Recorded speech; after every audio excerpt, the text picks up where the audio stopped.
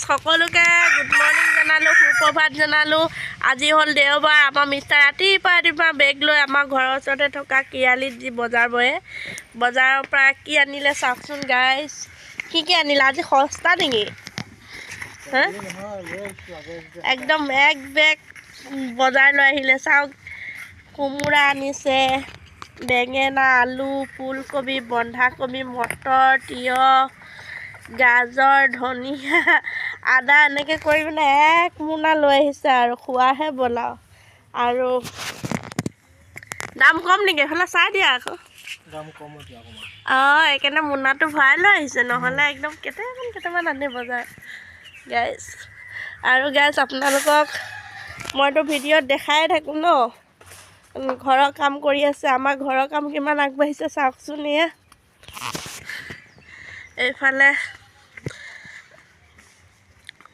পূৰা আধা আধি ৱাল উঠি গ'ল আৰু খিৰিকীবিলাক লগাই দিছে। এইবিলাক ঠিক কৰিবলৈ আছে বাৰু। আৰু এইবিলাক লোহাৰবোৰ দেখিছেনে? এইবিলাক ৰিং বনাই থৈছে। এইবোৰ মানে লিণ্টাৰ বনাবৰ কাৰণে কালি কৈছে, আজি মিস্ত্ৰী অহা নাই। এয়া ভিতৰতো এইটো এটা হল ৰুম বনাইছে, হল। আৰু এইফালে এইটো বাথৰুম হ'ব আৰু এইটো কিটচেনটো বেছি ডাঙৰ কৰা নাই। এইটো আৰু এনেকৈ দেখিছে, এইটো কিটচেন হ'ব। দেখাই থাকিম আপোনালোকক মই, মানে এতিয়া অলপ দেখাইছোঁ আৰু। এইটো বাথৰুমটো যিহেতুকে দেওবাৰ, বহুত কাপোৰ ধুলোঁ, পানী শুকাই গৈছে গাইজ। ইমান কষ্ট হয় জানেনে? চাওক, পুখুৰী পানী একে তললৈ গৈছে। হাকুটি লগা পানী উলিয়াব লাগে, এয়া দেখিছেনে? আৰু অলপ এয়া উলিয়াই লৈ আহিছোঁ, অলপ সেয়া ধুই মেলি দিছোঁ ধুনীয়াকৈ। ৰ'দটো ইমান চোকা নহয়, অলপ ওলাইছে।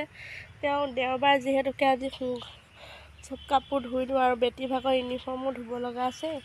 এইখিনি ৰাতিপুৱা কাম কাজ কৰি মেলি ৰাতিপুৱা খোৱা বোৱা হৈ গ'ল, ব্ৰেকফাষ্ট কৰিলোঁ। কৰি মেলি লৈ দুপৰীয়ালৈ বনাম আৰু বনোৱা নাই। কাপোৰ কানি ধুই লওঁ, ঘৰ চৰ মুচি মেলি আহিলোঁ। এতিয়া মিষ্টাৰ যিহেতুকে বজাৰ আনিছে, বজাৰখিনি সামৰি লওঁ। সামৰি মেলি লৈ কাপোৰ ধুই গা পা ধুই তাৰপিছত দুপৰীয়া খাবৰ কাৰণে বনাম। আৰু এইফালে আমাৰ বেটী চাওকচোন, এইফালে চাই দিয়হি। এয়া কাপোৰ মেলি আছে।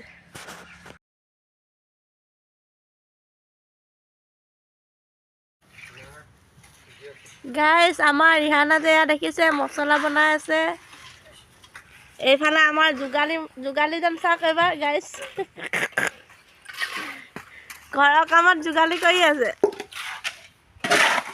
পূৰা মছলা বনাই পূৰা যোগালী কৰি আছে, বাপেক জীয়েক পূৰা। আপোনালোকে কাৰোবাক যোগালী লাগে নেকি ক'ব দেই, যোগাযোগ কৰিব।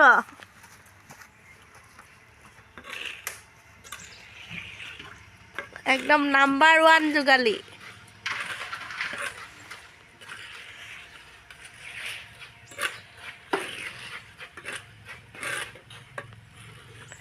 পেছাত এজন পেইণ্টাৰ, কিন্তু এতিয়া ঘৰৰ কামত কাম লগাই থকাৰ কাৰণে এতিয়া পকা কামো কৰিব লগা হৈছে।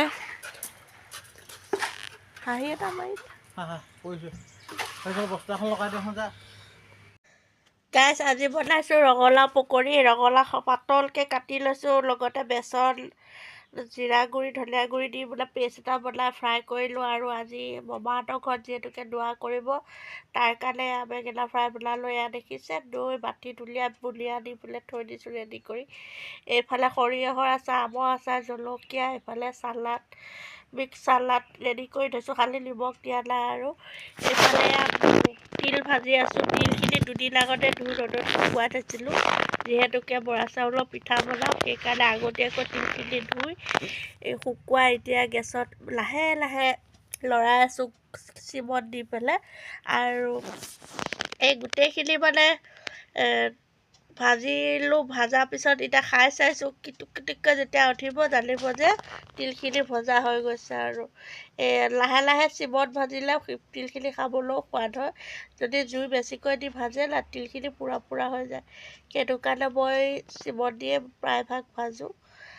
এনেকৈ আপোনালোকেও গাইছ, মাহীহঁতৰ ঘৰত গৈছিলোঁ, যিহেতু আমাৰ ঘৰ কালুগাঁৱত যিখন ডাঙৰ আলি ফাৰ্নিচাৰ বুলি কয়, সেয়া হ'ল আমাৰ মাহীহঁতৰ ঘৰ হয়।